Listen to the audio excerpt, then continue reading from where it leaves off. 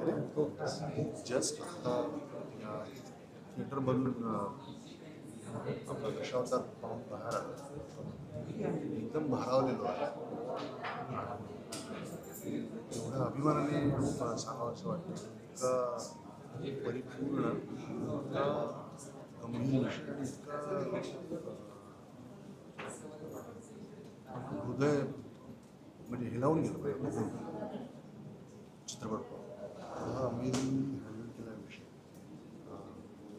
सगळ्या टीमचं खूप अभिनंदन.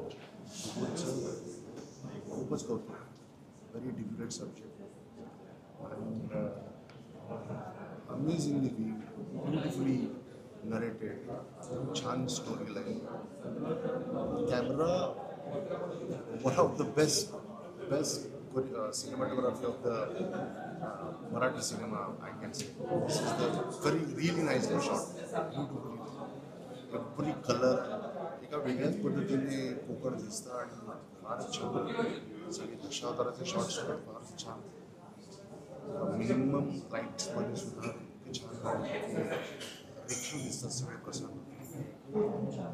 काही काही मशालीचे काही प्रसंग आहेत, काही लाईट्समध्ये काही काही वेगळ्याच लाईटिंगमध्ये प्रसंग फार छान दिसतात.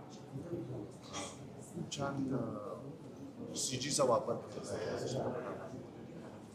डॉमिनेटिंग होता. खूपच बऱ्याच प्रकारे मराठी चित्रपट म्हणून एक बजेटचं लिमिटेशन आपल्याला असतं, सुद्धा काही कक्षा थोड्या वाढवून इथपर्यंत पोहोचलो. बेस्ट आय थिंक सगळ्यांच्या जी केलेली जी कामं आहेत सिनेमाची, मराठी सिनेमा ऑलवेज त्याच्यामध्ये आपण कायमच नंबर वन सगळ्यांच्या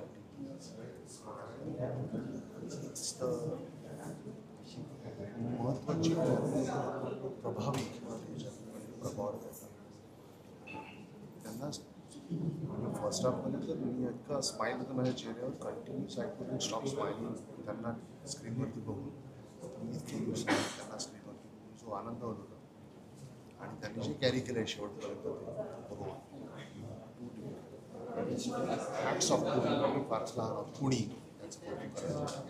पण आय फील व्हेरी ऑनर्ड की आम्ही त्यांच्या समोर त्यांच्या बरोबरीने त्यांना निदान अनुभवतो इथपर्यंत. आम्ही त्यांच्या सेम काळात आम्ही आहोत या गोष्टीचा आय फील ऑनर.